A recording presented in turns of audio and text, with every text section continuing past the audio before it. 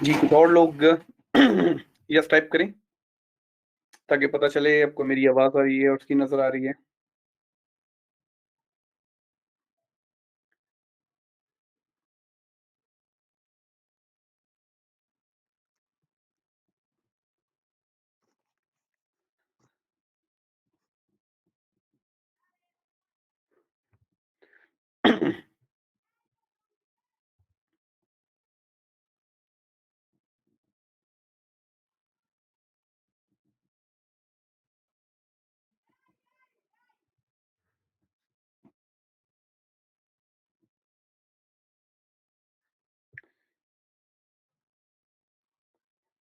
ये मैं लिस्ट में देख सकता हूँ बहुत सारे लोग हैं, लेकिन कुछ लोग इतनी ज़हमत नहीं करते कि वो यस टाइप करें। तो प्लीज़ यस टाइप किया करें। आई होप कि जो टाइप नहीं कर रहे, उनके हाथों में मेहंदी नहीं लगी हुई। तो यस टाइप कर दिया करें, ताकि फिर बाद में आप लोगों के मैसेज आ रहे होते हैं, किसी को आवाज़ नहीं आ रही, किसी को तस्वीर नहीं आ रही। शुरू में कोई नहीं बताता, शुरू में सब खामोशी से बैठे रहते हैं, बाद में कहते हैं आवाज़ नहीं आ रही। ये शुरू में चेक करने का ये मतलब होता है कि मैं चेक कर सकूँ कि मेरी आवाज़ कितने लोगों को जा रही है, क्योंकि मुझे पता है कि यहाँ की स्पीड तेज़ है। ओके, बहुत शुक्रिया। बस इसी तरह जैसे यस टाइप करना होता है, ये पता लग जाए कि आप लोगों को मेरी आवाज़ आ रही है, उसकी नज़र आ रही है। मोहम्मद इमरान, देखो वीडियो-शीडियो नहीं, आपको मतलब एक्सएम का लोगो नज़र आ रहा है ना? That's enough. और कोई वीडियो नहीं रन रन हो रही है, ठीक है? शुरू करते हैं। अ, जी हाँ, ये जैसे आमिर सुहेल कह रहे हैं आवाज़ में प्रॉब्लम है। अब पता लगता है ना इससे कि आप लोगों को कि मेरी तरफ से साउंड के सिग्नल कंप्लीट हैं। मुझे मेरी तरफ से इसकी ब्रॉडकास्टिंग 100% जा रही है। इंटरनेट की स्पीड भी तेज़ है। तो मुझे पता लगता है कि किसको आवाज़ ठीक आ रही है, किसको ठीक नहीं आ रही। तो जी, ज़्यादातर को सही आ रही है, सिर्फ़ 1-2 लोगों को इश्यू है, शायद आप लोगों के इंटरनेट का प्रॉब्लम है। मैंने अभी चेक किए, मेरे पास फुल ग्रीन सिग्नल्स हैं। शुरू करते हैं जी। हाँ, thank you Musharraf Iqbal. Thank you जनाब। चेकअप हो गया, अब शुरू करते हैं। अस्सलाम वालेकुम एंड गुड इवनिंग। मेरा नाम है साजिद खान गौरी और ये वेबिनार टैक्सी की तरफ से मैं आपकी खिदमत में लेके हाज़िर हो रहा हूँ। आज के वेबिनार का टॉपिक एलीट वेव थ्योरी, बड़ा ही इंपॉर्टेंट टॉपिक है। ये प्रोग्राम खालिसतन तालीमी मकासद पे किया जा रहा है, इसको किसी भी तरीके से अपने सरमायाकारी के मुशीर तौर पर नहीं लेना।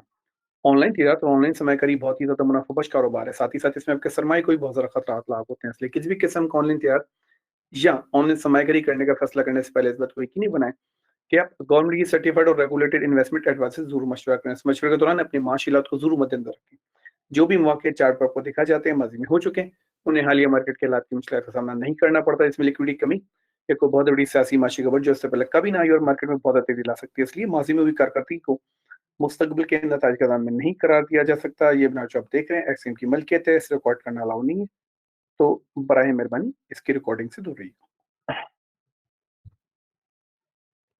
अच्छा, लर्निंग आउटकम्स आज हम क्या क्या सीखेंगे। एलिट वेव थ्योरी की को समझेंगे, ये है क्या, ठीक है। उसके बाद हम इम्पल्सिव और करेक्टिव वेव से बात करेंगे, उनको कैसे पहचान सकते हैं। फिबोनाची रेशियोज यूज की जाती हैं इनके साइकिल्स को, इनकी वेव्स को मेजर करने के लिए। और फिर हम आखिर में देखेंगे कि हम एलिट वेव को हम कैसे ट्रेड कर सकते हैं, कि कौन-कौन से फेजेज़ होते हैं जिनको ट्रेड किया जा सकता है। आइए शुरू करते हैं। Elliott wave theory. Elliott wave theory Ralph Nelson Elliott ने 1920 में डेवलप की थी, उसने बनाई थी। उसने अपनी तहकीक में ये देखा कि मार्केट में बहुत सारे पैटर्न रिपीट होते हैं और इसने उसको क्या कहा कि ये अक्सरियत की साइकोलॉजी है, नफ्सियात है। यानी मार्केट में जो पार्टिसिपेंट्स हैं, ठीक है, उनकी नफ्सियात इसने करार दिया। क्योंकि उसने देखा था कि यही जो पैटर्न है ना, ये छोटे टाइम फ्रेम में इन पैटर्न के अंदर मजीद पैटर्न्स बने। यानी उसने क्या किया, इन बड़े पैटर्न को मजीद छोटे पैटर्न में डिवाइड कर दिया, क्योंकि उसने देखा कि छोटे टाइम फ्रेम में भी वो उन पैटर्न्स के अंदर पैटर्न बन रहे थे। और उन पैटर्न्स को इसने वेव्स का नाम दिया, ठीक है।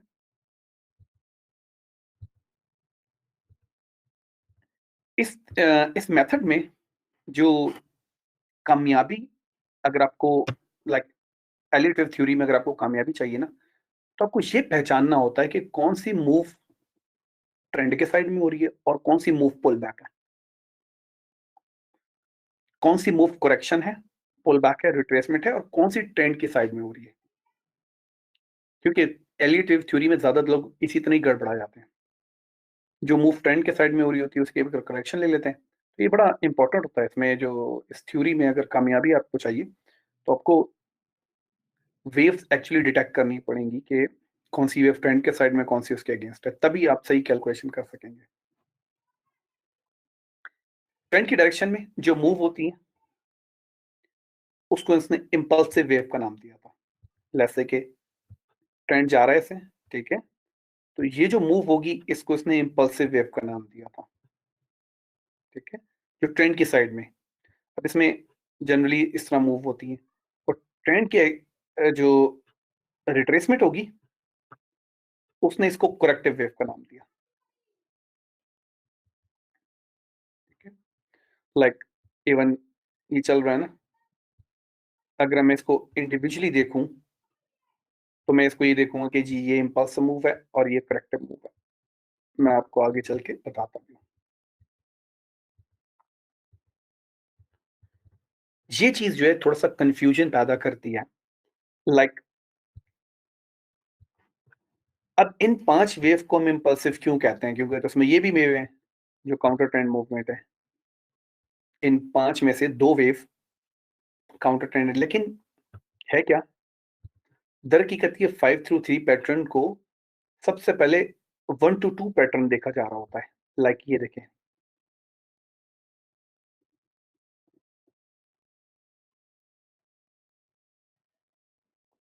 ठीक है? ये एक 1 और ये मूव,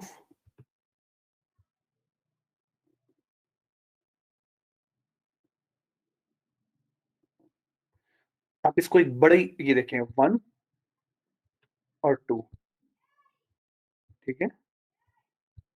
अगर देखा जाए तो ये मूव, ग्रीन एरो देखें, ये मूव ट्रेंड के डायरेक्शन में हो रही है और ये अगेंस्ट हो रही है। इसके अंदर की वेव को भी इन्होंने 5 इम्पल्सिव वेव का नाम दिया और ये थीम करेक्ट है। तो दरहकीकत ये एक बड़ा 1 टू 2 पैटर्न होता है। यानी ये एक मूव, ये पूरी मूव एक 1 हो जाती है, ठीक है? और ये मूव इसको 2 का नाम देते हैं। इस 1 टू 2 मूव के अंदर 5 टू 3 पैटर्न होते हैं। यानी से इस मूव में 1 की मूव में 5 वेव्स होती हैं और इसमें 3 वेव्स होती हैं। अच्छा, अगर मैं मज़ीद जाए ना इस डिटेल में, तो इस 1 ये देखिए ये भी एक 1 टू 2 का पैटर्न है। ये देखिए, अगर मज़ीद डिटेल में जाएँगे ना, तो यहाँ भी इस तरह के पैटर्न मिलेगा। 1 2 3 4 5 ए, बी, सी, फिर 1 2 3 4 5 ए, बी, सी, फिर 1 2 3 4 5। अच्छा, यहाँ पे पहुँच के अब चीज़ें ट्रिकी हो जाती हैं। अब एबीसी की मूव नहीं होती अब, क्योंकि बड़े टाइम फ्रेम की रिट्रेसमेंट होती है तो छोटे टाइम फ्रेम में ट्रेंड ही चेंज हो जाता है। फिर ये यहाँ से एबीसी नहीं, यहाँ से हम उल्टा गिनते हैं। 1 2 3 4 5, फिर ये होता है ए बी सी, फिर 1 2 3 4 5। अब फिर यहाँ से बड़े टाइम फ्रेम में रिट्रेसमेंट खत्म हो चुकी होती है, तो बजाय एबीसी करने के यहाँ से फिर 1 2 3 4 5 की मूव शुरू होती है और फिर वो ए बी सी, ठीक है? और इस मूव को हम 1 टू 2 का मूव का भी नाम दे सकते हैं। तो देखो इस तरह सेटिंग्स बनती हैं। पैटर्न के अंदर पैटर्न, वेव्स के अंदर वेव्स होती हैं और सारी महारत इस बात पे होती है कि बड़े टाइम फ्रेम में क्या ट्रेंड चल रहा है, छोटे टाइम फ्रेम में क्या ट्रेंड चल रहा है, ताकि आप ये पहचान सकें कि ट्रेंड मूव्स कौन-सी है, ठीक है? इस 5 टू 3 पैटर्न के अंदर भी आप वेव्स लगा लें, कितनी वेव्स होती हैं? 5 ये लगा लें, 5 ये लगा लें, 5 ये लगा लें, 15 हो गई, ठीक है? 3 ये, 15 और 6 21, 21 वेव यहाँ हो गई, ठीक है? फिर 5 ये और 5 ये कितनी हो गई? 10 और 3 13। तो यानी इस 5 to 3 पैटर्न के अंदर 21 वेव यहाँ पे और 13 वेव यहाँ पे होती है। यानी एज ए होल ये एक एज ए होल ये एक बड़ा पैटर्न हो गया 1 to 2, ठीक है। इस 1 to 2 के अंदर एक 5 to 3 का पैटर्न हो गया और 5 to 3 के अंदर 21 और 13 वेव्स के पैटर्न हो गए जो हर 1 to 2 में 5 to 3 पैटर्न रखते हैं। तो इस वजह से आपने देखा होगा कि चीजें थोड़ा सा कॉम्प्लिकेटेड हो जाती हैं एलिट वेव में। अगर आपको ये नहीं पता कि ट्रेंड वेव क्या है और कहाँ पे ये रिट्रेस कर रहा है और कहाँ पे ये ट्रेंड कर रहा है। अब हम फिबोनाची के थ्रू इनकी डिफरेंट वेव को मैचर करेंगे, ठीक है। आइए चलते हैं और मैचर करते हैं।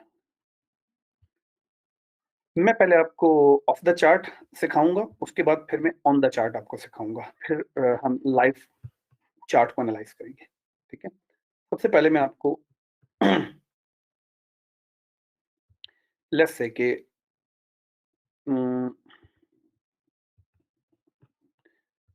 अच्छा काउंटिंग कैसे करते हैं। लेट्स से जहाँ से ट्रेंड चेंज हो रहा हो ना जनरली वहां से काउंटिंग चेंज हो, वहां से काउंटिंग जो है ना हम स्टार्ट करते हैं जहाँ पे थोड़ा सा मेजर ट्रेंड में चेंज हुआ है। लेट्स से कि पिछला हाई क्रॉस किया इसने, ठीक है।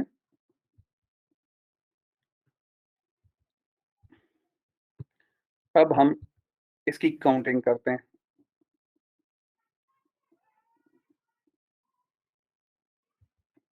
इसको हम देंगे 1,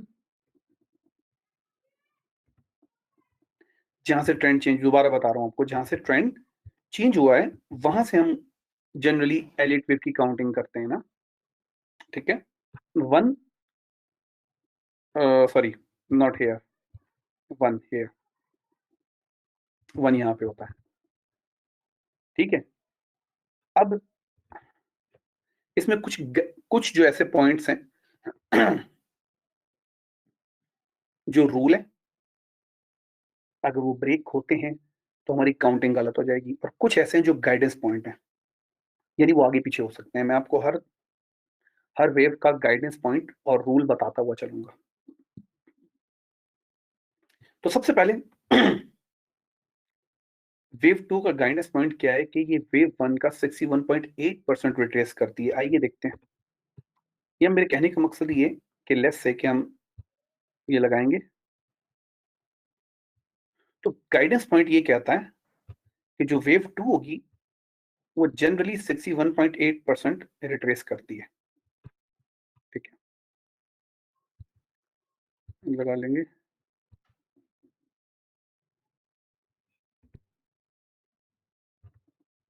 ठीक है। ये वेव 2 हो गई। तो गाइडेंस पॉइंट क्या है कि वेव 1 का इसकी रिट्रेसमेंट होती है 161.8। ये इसका गाइडेंस पॉइंट है। इसका मतलब ये है कि ये जो है ना लाजमी नहीं है यहाँ पे हो, ये यहाँ से भी रिट्रेस कर सकती है, ये यहाँ से भी रिट्रेस कर सकती है, ये यहाँ से भी रिट्रेस कर सकती है, ये यहाँ से भी रिट्रेस कर सकती है, और इवन ये यहाँ 100% रिट्रेस भी कर सकती है, कहीं से भी रिट्रेस कर सकती है। बट एक गाइडेंस पॉइंट ये होता है कि वेव 2 जो है ना वो जनरली 61.8% से रिट्रेस करती है, यानी गाइडेंस पॉइंट आगे पीछे हो सकता है। क्या चीज आगे पीछे नहीं हो सकती? ये जो वेव है ना ये 100% से ज्यादा रिट्रेस नहीं कर सकती। अगर इसने इतना रिट्रेस कर लिया, यानी वेव 1 है उसने जो लो बनाया हुआ है इससे उसे नीचे रिट्रेस कर लिया, तो समझ लें आपकी कैलकुलेशन ही गलत हो गई है। इसका मतलब है कोई और काउंटिंग इन प्ले है, किसी और टाइम फ्रेम की या कोई और वेव की काउंटिंग प्ले आउट हो रही है, आप गलत कैलकुलेट कर रहे हो। तो रूल क्या है? रूल ये कि 100% से ज्यादा वेव 2 100% से ज्यादा रिट्रेसमेंट नहीं कर सकती, ठीक है। जो वेव 1 है उसकी 100% से ज्यादा रिट्रेस नहीं कर सकती, रूल है, अगर ऐसा होता है तभी कैलकुलेशन गलत हो जाएंगी। तो जनरली क्या है, जनरली 161.8% से रिट्रेस करती है। ठीक है, अच्छा अब चलते हैं, अब वेव 3 की बात करते हैं। वेव 3 जो होती है वेव 1 की 100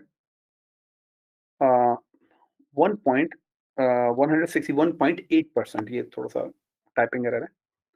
100 के को ठीक ही नहीं पढ़ लेना।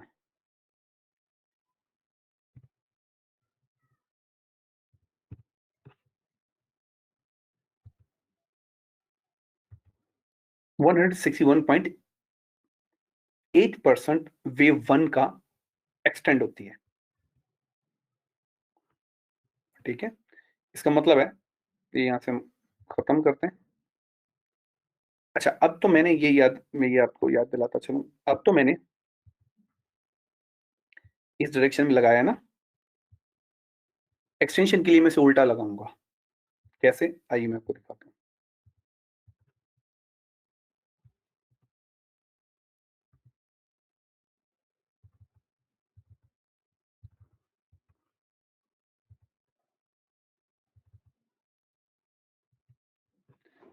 अब हम एक्सटेंशन के लिए इसे उल्टा लगाएंगे, यानी मैं 1 के ऊपर से रखूंगा और ये नीचे लगाऊंगा।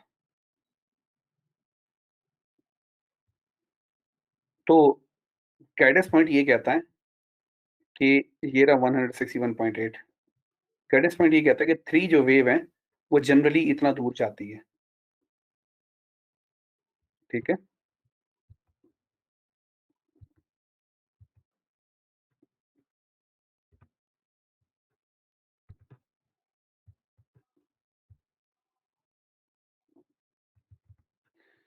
ये गाइडेंस पॉइंट है।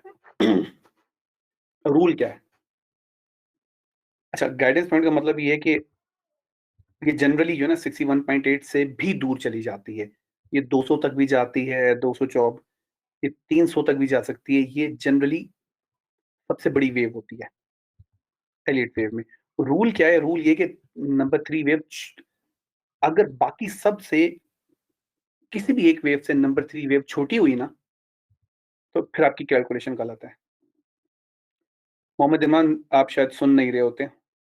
वेव का स्टार्ट पॉइंट कैसे पता चलेगा ये मैंने आपको बता दिया है कि जहां भी ट्रेंड चेंज होगा वहां से कैलकुलेट करेंगे। आप सुन नहीं रहे थे, ये मैं बात 2-3 दफा बताई है कि स्टार्टिंग पॉइंट कैसे है। ठीक है, आप इस स्टार्टिंग पॉइंट के बारे में अगर पूछ रहे हैं तो ये मैं बता चुका हूँ। बाकी पॉइंट पूछ रहे हैं तो वो तो जब मुड़ेगी तो तभी पता लगेगा ना आपको, वो जब चेंज हो रही होगी तभी पता लगेगा, इसीलिए तो ये लेवल्स दिए जा रहे हैं।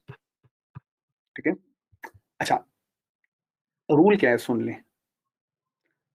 जो वेव 3 है ना, वो जनरली सबसे बड़ी वेव होती है, इसीलिए एलिटेशन, एलियट वेव के एनालिसिस को इस्तेमाल करने वाला एलियटेशन कहलाता है।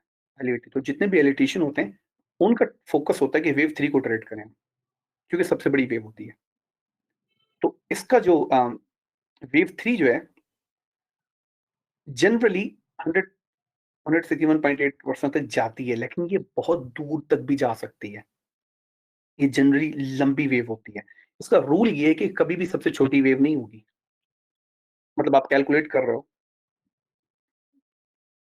और आप ये देख रहे हो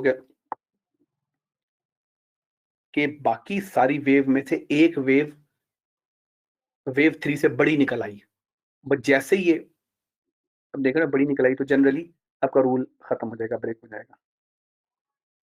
ठीक है, तो वेव 3 एक बड़ी वेव होती है, बट गाइडेंस पॉइंट ये है कि जनरली 161.8% तक ये जाती है।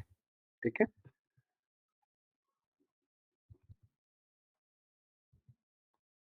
अच्छा अब चलते हैं आगे। वेव 4, ये वेव 3 का 38.2% रिट्रेसमेंट होती है। ये भी डिटेक्ट करना बहुत आसान है, यहाँ पे लगाएंगे। ठीक है, तो इसका मतलब ये है कि ये जनरली 38.2% तक आती है। तो इसका क्या मतलब है? इसका मतलब इससे नीचे भी जा सकती है, थोड़ी छोटी भी हो सकती है, 23.6 भी हो सकती है, 50% भी हो सकती है। लेकिन इसका रूल क्या है? वेव वन ने जो हाई बनाया है ना, ये उससे नीचे नहीं जाएगी। अगर ये यहाँ चली गई, समझ लें फिर आपकी कैलकुलेशन खराब हो गई। फिर समझ लें कि कोई और कैलकुलेशन इन प्ले है, आप गलत कैलकुलेट कर रहे हो, अगर ये रूल ब्रेक हो जाता है। यानी वेव थ्री जो है, वेव वन ने जो हाई बनाया है, वेव थ्री उसको अगर तोड़ देती है, यानी इसका मतलब है वेव थ्री जो है ना, मैक्सिमम यहाँ तक आ सकती है, मैक्सिमम। अगर यहाँ तक आके ऊपर निकल गई तो समझ लेना आपकी कैलकुलेशन ठीक जा रही है। इससे नीचे चलेगी तो समझ लेना कि आपकी कैलकुलेशन ठीक नहीं है। तो जनरली रूल क्या है, वो गाइडेंस पॉइंट क्या है कि 38.2% तक ये रिट्रेस करती है। ठीक है, तो ये हमारे पास हमारी चौथी वेव आ गई।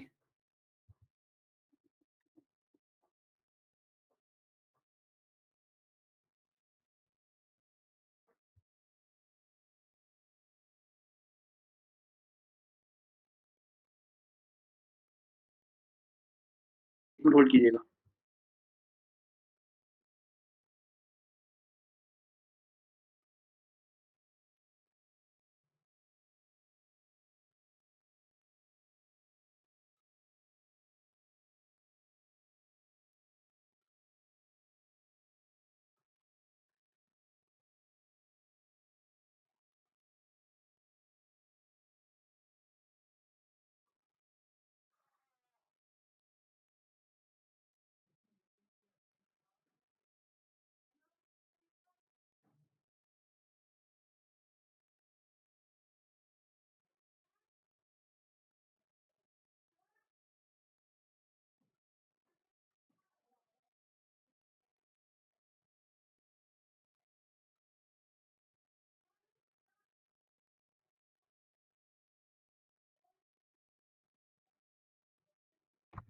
जी, सॉरी फॉर ब्रेक। अच्छा, तो अभी हम डिस्कस कर रहे थे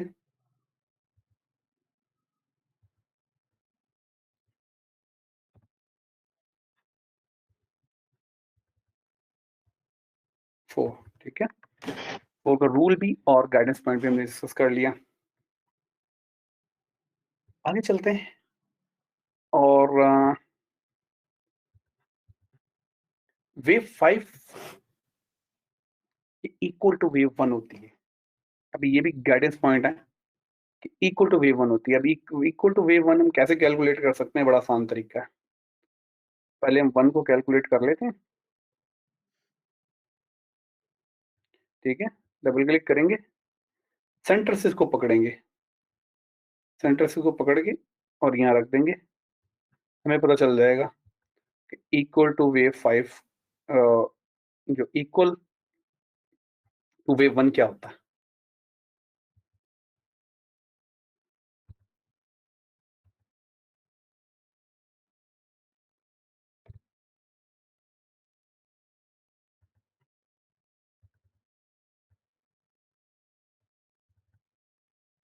ठीक है, ये जो है इसका गाइडेंस पॉइंट है कि ये वेव वन की इक्वल होती है। अच्छा, रूल क्या है कि जो ब्रेक हो गया तो कैलकुलेशन गलत हो जाएगी। रूल ये कि कभी भी तीन से नीचे नहीं बनेगी, ये याद रखिएगा। यानी कभी भी वेव ना ऐसे नहीं बनेगी। अगर ऐसे बन गई ना तो यानी ऐसे बन के और ये प्राइस यहाँ से मुड़ जाती है, यहाँ से मुड़ जाती है, तो ये वेव फाइव नहीं होगी, याद रखिएगा। वेव फाइव जो कम से कम हो सकती है वो तीन के हाई तक हो सकती है। ठीक है, इत ऐसे हो सकती है कि प्राइस यहाँ से मुड़ जाए, ये एक्सेप्टेबल है। ये रूल एक्सेप्टेबल है। इससे ऐसे नहीं होनी चाहिए कि ये नीचे से मुड़ गई तो आपकी कैलकुलेशन गलत हो जाएगी। ये इसका समझो एक रूल है जो सेट हुआ हुआ है। ठीक है, तो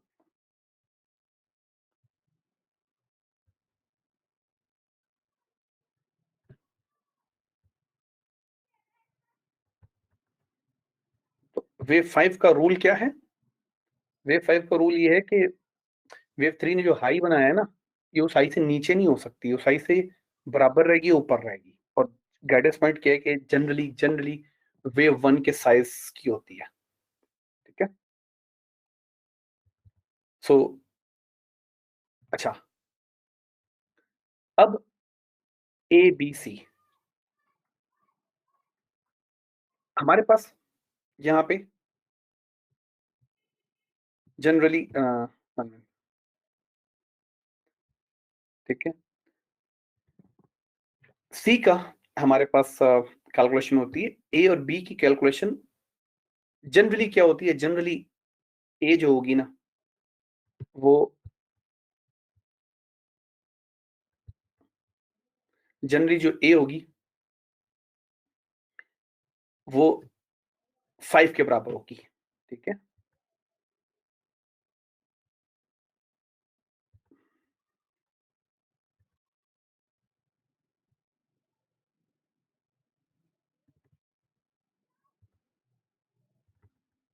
अच्छा, ये क्या नहीं हो सकती अगेन, ये 1 का लो ब्रेक नहीं कर सकती। अगर 1 का लो ब्रेक कर दिया, या ये समझ लो बहुत ऐसे नीचे बन गई, तो समझ लें आपकी कैलकुलेशन खराब हो जाएँगी। तो ये ऑलमोस्ट ऑलमोस्ट जो है ये ए होती है, ये वेव 4 का आस-पास आती है। बी जो होती है,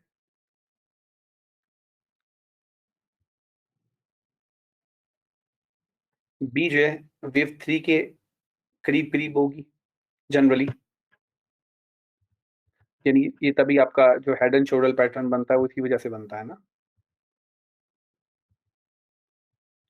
जो हेड एंड शोल्डर पैटर्न बनता है ना, इसलिए बनता है, ठीक है? और जो सी होता है,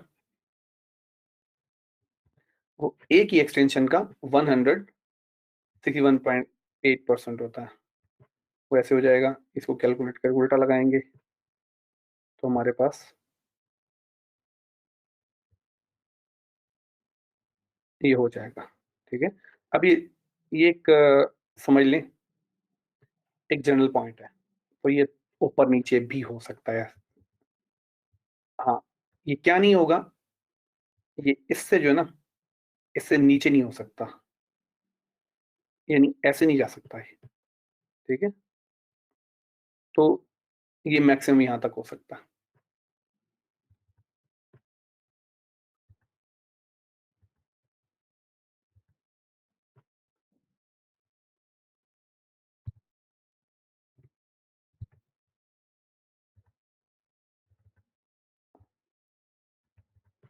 अच्छा, अब अगर हम देखें, तो जनरली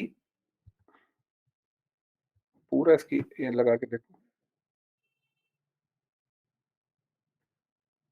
तो जनरली जो है ना, ये इसके आस-पास बनेगा। यानी अगर मैं इसको पूरा 1 टू 2 करके देखूँ ना, जैसे ये मैं इसको 1 कर लूँ, उसको मैं 2 कर लूँ, तो ये 61.8% के आस-पास बनेगा। ऊपर-नीचे थोड़ा हो सकता है, आपको पता है, यहाँ तक भी जा सकता है जो हमने कैलकुलेशन दी। बट जनरली ये इसकी कैलकुलेशन रहती है, अगर मैं पूरे को कैलकुलेट करूँ ना। इस तरह से ये इसकी 5 वेव्स बनती हैं। 5 टू 3 पैटर्न जो मैंने आपको अभी एक्सप्लेन किया, ठीक है?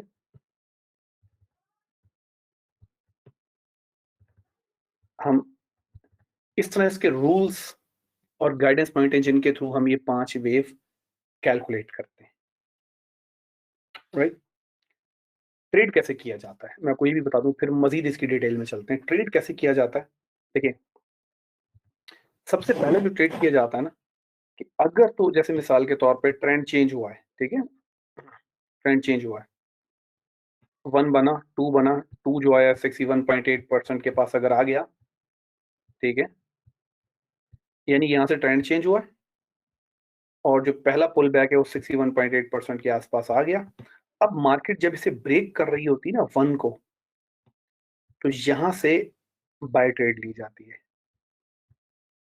ठीक है?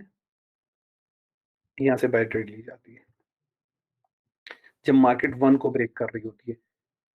क्यों? क्योंकि वेव 3 जैसे मैंने कहा बहुत बड़ी होती है तो मैंने यहाँ पे ऐसे बनाई है तो और भी आगे चली जाती है। तो वेव 3 को और देखें होता क्या है, वही जो मैंने आपको बेसिक टेक्निकल एनालिसिस बताया था ना कि एक हाई ये ब्रेक हुआ, एक हाई ये ब्रेक हुआ, एक हाई ये ब्रेक हुआ, तो वैसे ही अब ट्रेंड शुरू हो जाता है। और एलिट वेव भी एलिटेशन भी यही करते हैं कि जैसे अब ट्रेंड शुरू होता है वो फौरन यहीं से मार्केट को कैच कर लेते हैं। बेसिक टेक्निकल एनालिसिस में तो मैंने आपको यहाँ से बताया ना कैच करना, लेकिन एलियट वेव में यहीं से कैलकुलेट कर लेते हैं। ठीक है, एग्रेसिव ट्रेड भी किया जाता है इसे। जारहाना क्या होती है कि मार्केट ने एक हाई ब्रेक किया और 61.8% पे आई और जहाँ पे कोई अच्छा कैंडलस्टिक पैटर्न आ गया तो यहीं से ट्रेड कर लिया। लेकिन ये डेंजरस होता है क्योंकि समटाइम मार्केट इस तरह करके जो डाउन ट्रेंड में आ रही होती है, डाउन ट्रेंड की अगर रिट्रेसमेंट दी और मार्केट नीचे चली गई तो यहाँ से ट्रेड करना डेंजरस ही रहता है। ठीक है, कि हम यहाँ से उसको ट्रेड करें। इसलिए एक सेफ एंट्री क्या होती है कि वन क्रॉस किया तो यहाँ से इसको ट्रेड किया। ठीक है, उसके बाद फर्दर आपकी जा रही है और रेजिस्टेंस लेवल दूर है तो डेफिनेटली अगले पुल बैक पे जो कि किसी ट्रेंड लाइन का तीसरा टच भी हो सकता है, आप वहां से ट्रेड ले सकते हैं। ठीक है, तो एक एंट्री हमारी यहाँ पे हो जाती है, पुल बैक पर मोमेंटम एंट्री लेते हैं। और ये 3 to 5 जो ना अमूमन थ्री टू फाइव है ना, ये डाइवर्जेंस बनाता है। अक्सर हमने देखा होगा डाइवर्जेंस बनती है तो आप इस डाइवर्जेंस को ट्रेड कर सकते हैं सेल में। ठीक है, एक एंट्री यहां से हो गई, एक दूसरी मोमेंटम एंट्री हो गई, तीसरी डाइवर्जेंस वाली एंट्री हो गई, ये सेल में होती है, ये दोनों बाय में होंगी। और फिर head and shoulder pattern, right, 3 4 5 AB, ये हेड एंड शोल्डर पैटर्न भी बनाते हैं। अगर नीचे कोई सपोर्ट लेवल नहीं है तो मैंने कहा ना डीपर रिट्रेसमेंट भी कर सकती है। तो यहाँ पर जब लाइक नेक लाइन टूटी, उसने रीटेस्ट किया, यहाँ पे एंट्री ले लेते हैं, यहाँ से लेके यहाँ तक का टीपी लगा लेते हैं। तो ये तकरीबन एलियट वेव के हिसाब से इस 5 to 3 पैटर्न में आपको कितनी एंट्री मिल गई, एक यहाँ से इसने ब्रेक किया, ये एंट्री मिल गई, दूसरी मोमेंटम एंट्री मिल गई ट्रेंड लाइन के ऊपर, तीसरी आपको डाइवर्जेंस की सेल एंट्री मिल गई, और चौथी अगर इसने हेड एंड शोल्डर पैटर्न बना लिया तो नेक लाइन के ब्रेक वाली एंट्री। तो तकरीबन 4 एंट्रीज हैं जो इस 5 to 3 पैटर्न्स में ली जाती हैं, लेकिन आपकी कैलकुलेशन बड़ी सॉलिड होनी चाहिए। जो रूल बताएं वो रूल के साथ गड़बड़ नहीं होनी चाहिए। ठीक है,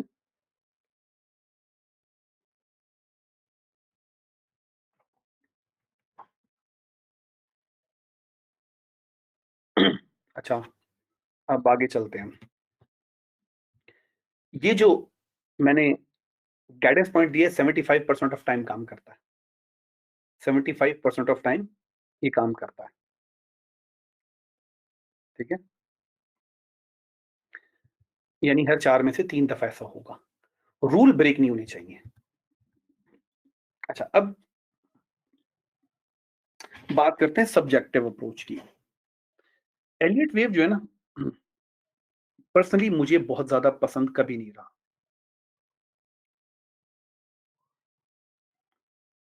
क्यों?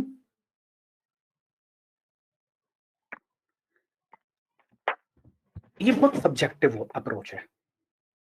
मतलब एलियट वेव मैंने सीखा जरूर, मुझे इस पे अच्छी खासी कमांड भी है, बट मैं पर्सनली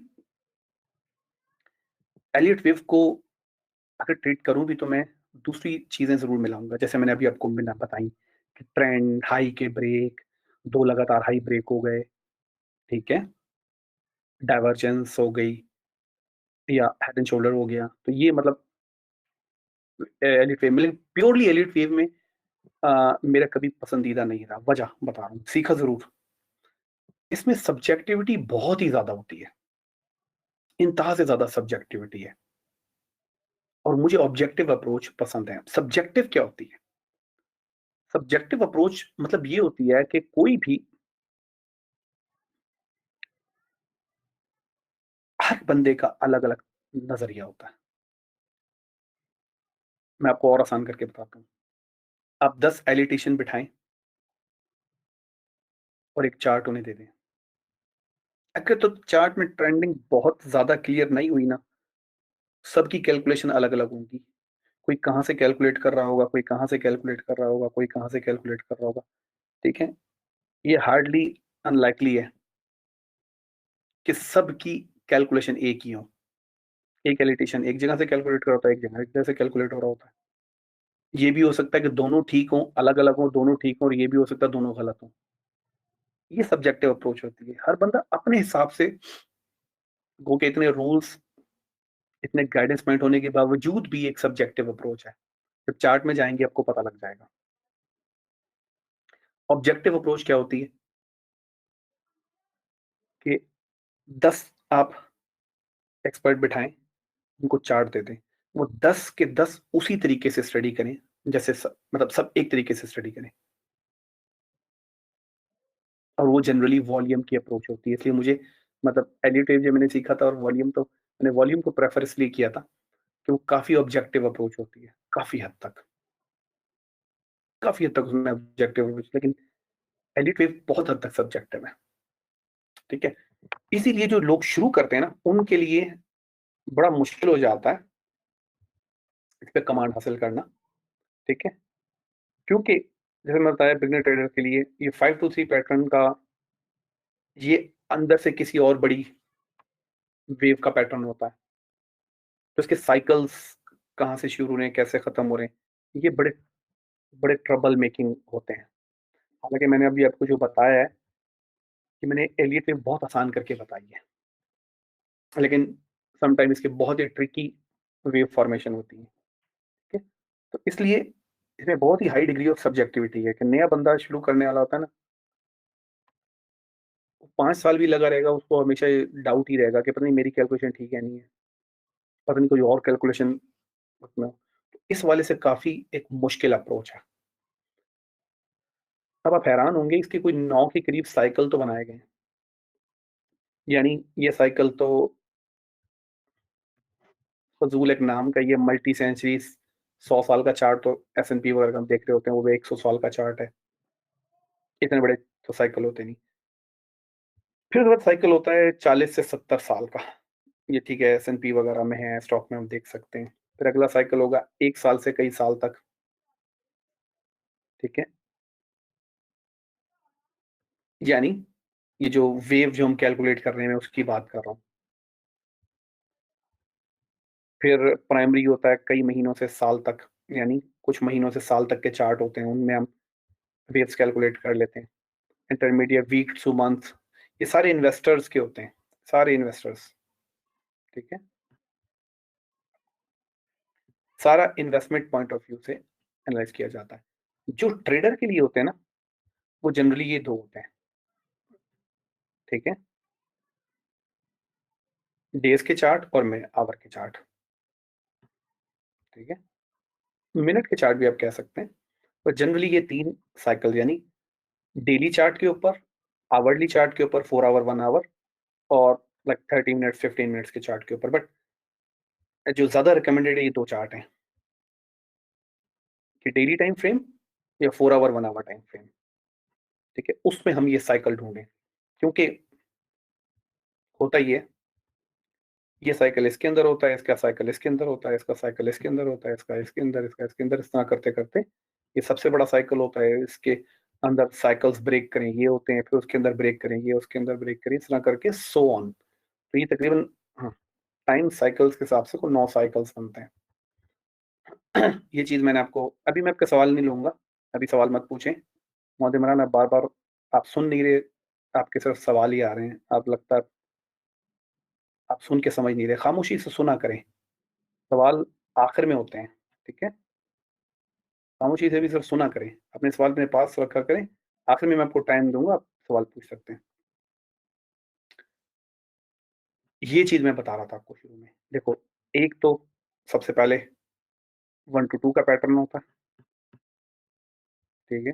1 to 2 1 to 2 के पैटर्न के अंदर 5 to 3 पैटर्न होता है, ठीक है?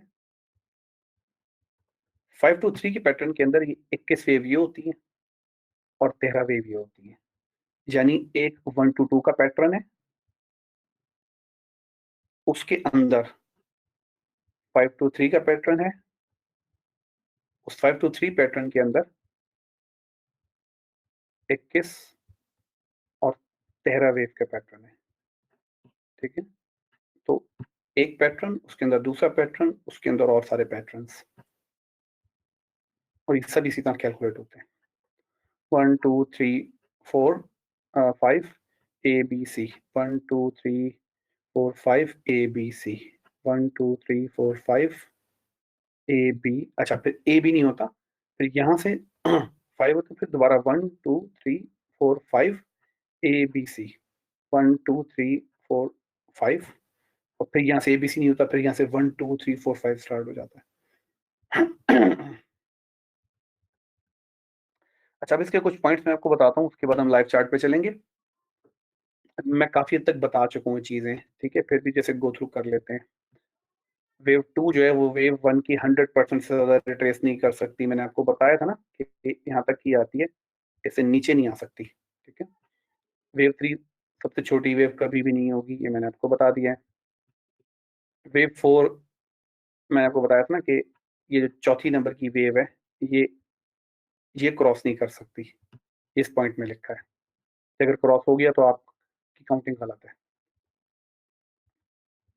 फिर वेव 3 अगर आपको छोटी वेव मिल रही है ना, तो इसका मतलब है कि काउंटिंग गलत है, या तो कोई और काउंटिंग इन प्ले है, या कोई बहुत बड़ी मूव होने वाली है, क्योंकि अभी जस्ट 1 2 1 2 की मूव हो रही है। 1 2 1 2 कैसे, मिसाल के तौर पे ये 1 2, ठीक है? 1 2 1 2 इस तरह की मूव हो रही है, तो इसका मतलब कोई बहुत बड़ी मूव होने वाली है। या आप गलत कैलकुलेट कर रहे हो और आपको अपोजिट डायरेक्शन में कैलकुलेट करना चाहिए। यानी अगर वेव 3 छोटी हो गई है तो इन तीनों में से कोई भी प्रॉब्लम हो सकता है। वेव 2 कहते हैं बहुत शार्प पुल बैक होता है, और वेव 1 का मोस्टली पार्ट कवर करता है, लाइक ये हो गया ना, ये वो हो गई, और ये वेव 1 हो गया, ठीक है? और यानी वेव 2 हो गया। अच्छा, अगर वेव 2 शार्प करेक्शन हुई तो वेव 4 भी शार्प करेक्शन होगी। फॉरेक्स मार्केट 70 to 80% रेंज करती है, तो अमूमन रेंज में एलियट वेव कैसे बनता है, ये मैं आपको दिखाता हूँ, ठीक है? ये टाइप करेंगे। अच्छा, जनरली रेंज में कैसे होगा, मैं पहले रेंज लगा देता हूँ, ठीक है? रेंज में एलियट वेव कैसे बनता है?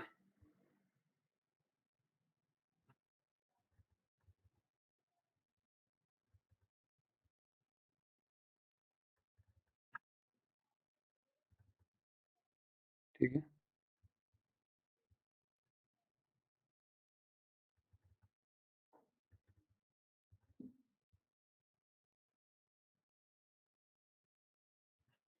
ये कह लो, हम इसको कम कर दें,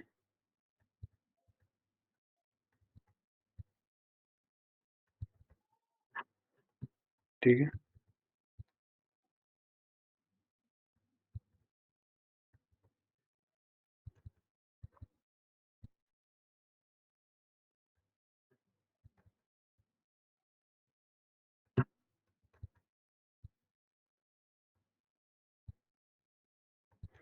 इस तरह बनता है ना, मतलब बगैर रूल हुए ब्रेक हुए सम टाइम एलियट वेव की काउंटिंग रेंज में इस तरह भी आ जाती है, ठीक है?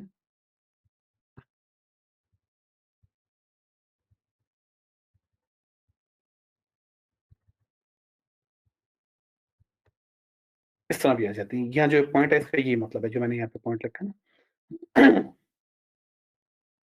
अगर 5 वेव का सीक्वेंस है तो 3 लॉन्गेस्ट होगी, तो 5 जो वो 1 के बराबर होगी, ये मैंने आपको बता दिया। और जब 5 जो है 3 का टॉप ब्रेक करती है तो ऑसिलेटर डाइवर्जेंस शो करता है, ये भी मैंने आपको बता दिया डाइवर्जेंस कैसे शो होती है।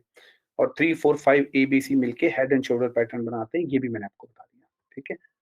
अब चलते हैं हम चार्ट पे और वहाँ पे हम देखते हैं कि हमें कहाँ पे पैटर्न मिलता है, ठीक है?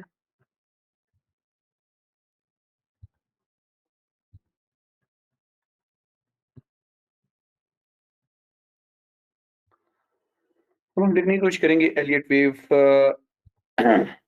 हमें लाइक पहले यहाँ पे देखेंगे। साथ में आपके सवाल भी ले लेता हूँ, सवाल पूछ सकते हैं अभी आप।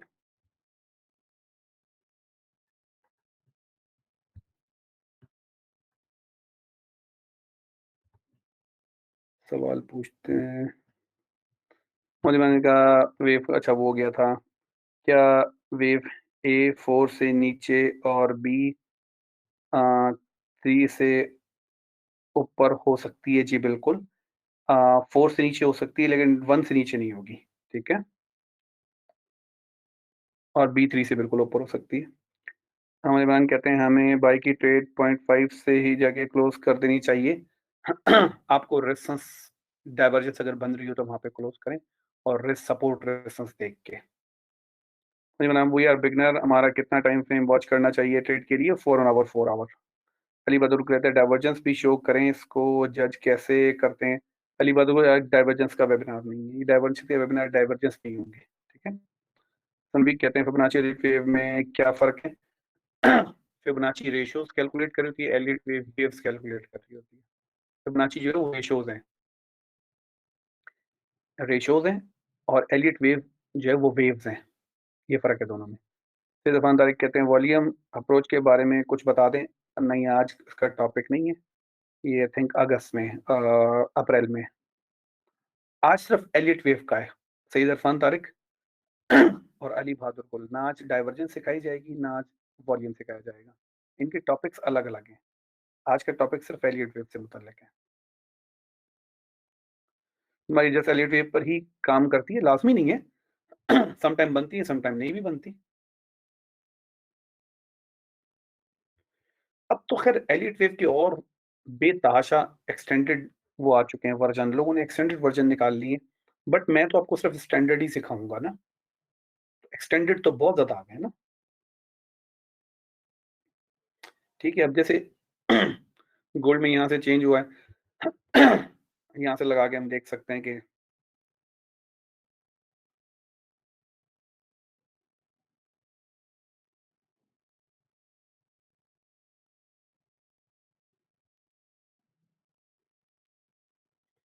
ठीक है,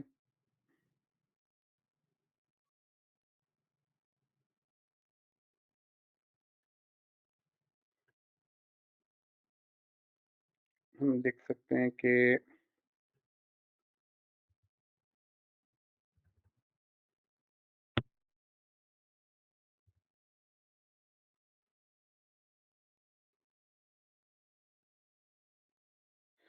हाय हाय यार रोजर से दिखता है इजी में जी बिल्कुल वो तो इजी है। अच्छा, अब हम यहाँ पे देखते हैं कि गोल्ड में गोल्ड की अगर हम वेव कैलकुलेशन देखें, ठीक है, तो हम यहाँ से कैलकुलेट करेंगे, ठीक है? तो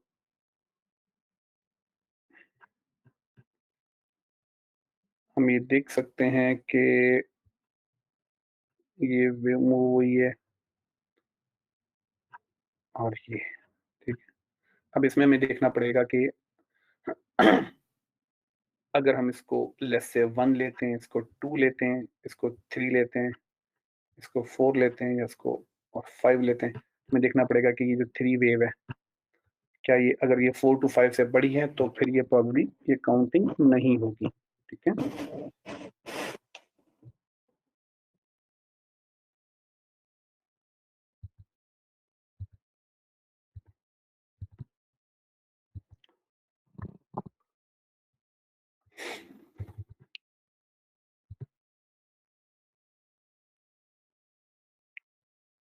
तकरीबन बराबर है। ठीक है, तकरीबन बराबर है। यानी हम ये ले सकते हैं कि 1, 2, 3, 4 और 5, ठीक है? देन ए, बी, सी, राइट? और हम देखते हैं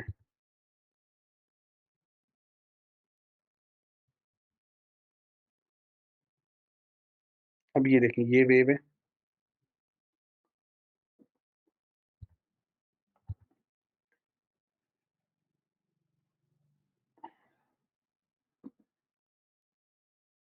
हम यहाँ से ले सकते हैं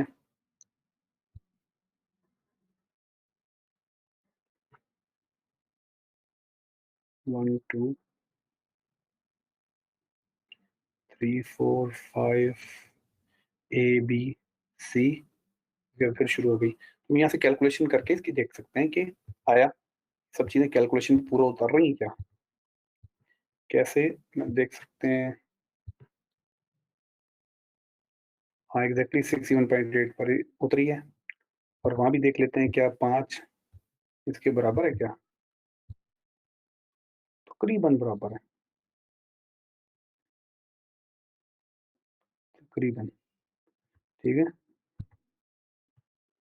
तो हम जनरली इस तरह कैलकुलेट करते हैं, ये 1 हो गया, ये 2 हो गया और जो 3 है वो जनरली मैंने बताया था ना काफ़ी बड़ी होती है, ठीक है? ये हो गया 3, 4 काफ़ी छोटी बनी है, 5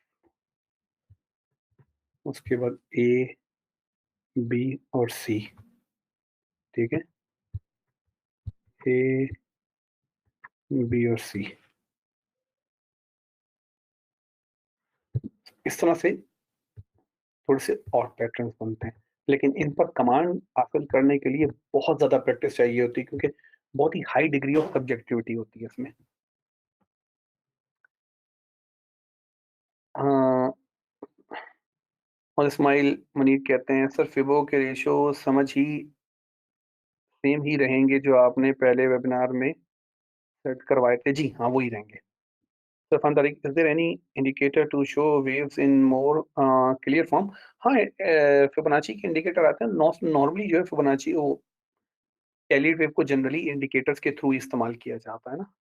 इसको मैन्युअली डिटेक्ट करना काफ़ी मुश्किल होता है।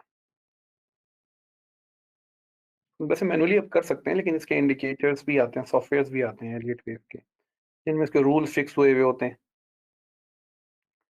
फिबोनाची का स्पेशली वेबिनार होगा अप्रैल या मई में। How many types of wave आपको बता दिए कितनी टाइप्स हैं, ठीक है? एलियट वेव में तो जितनी टाइप्स हैं सारी बता दी आपको। अभी एक्सटेंडेड वर्जन भी निकल आए हैं।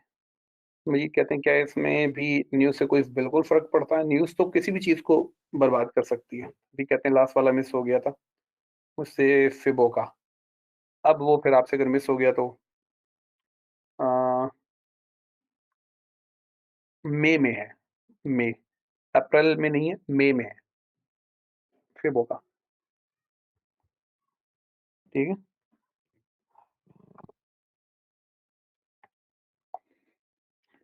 जैसे मैंने आपको बताया एलिट वेव काफ़ी टफ है। अगर जैसे मैं आपको बेसिक टेक्निकल सेंस अगर आपको याद हो higher high, higher low, low higher low, low वो अगर है ना बेस्ट रहता है। एलिट वेव पे भी प्रैक्टिस कर सकते हैं और अब तो इसके एक्सटेंडेड पैटर्न भी निकल आए हैं। मैंने तो जो आपको ये जो राल्फ नेल्सन एलियट ने जो बनाए थे मैंने तो आपको वो सिखाए। ठीक है जी। अगर आपको वेबिनार पसंद आता है तो प्लीज़ फीडबैक देना ना भूलिएगा कि आपको वेबिनार कैसे लग रहे हैं। 20 तारीख को सैटरडे की शाम रात 8 से 10 बजे तक गोल्ड का स्पेशल वेबिनार है, ज़रूर अटेंड कीजिएगा। और भूलिएगा नहीं एक्सएम ने प्रमोशन स्टार्ट की हुई है 1 मार्च से 31 मार्च बेंटली की 3 बाइक दे रहे हैं, एक 250 सीसी और 2 150 सीसी जो रियल में ट्रेड कर रहे हैं। उसकी शायद पूरी करेंगे आपका, कुरानदासी में नाम आएगा। 31 मार्च के बाद और उसकी कुरानदासी करेंगे और 3 स्पोर्ट्स बाइक उसके लिए निकाल रहे हैं जो कि एक्सएम के लाइव अकाउंट पे ट्रेड करते हैं, ठीक है? जो वेबिनार मिस हो गए हैं, वो कैसे देख सकते हैं, वो आगे देखेंगे आप, अगले आने वाले महीनों में। ठीक है जी, इंशाल्लाह फिर हम जुम्मे के दिन मिलते हैं। अपना ढेर सारा ख्याल कीजिएगा। Take care.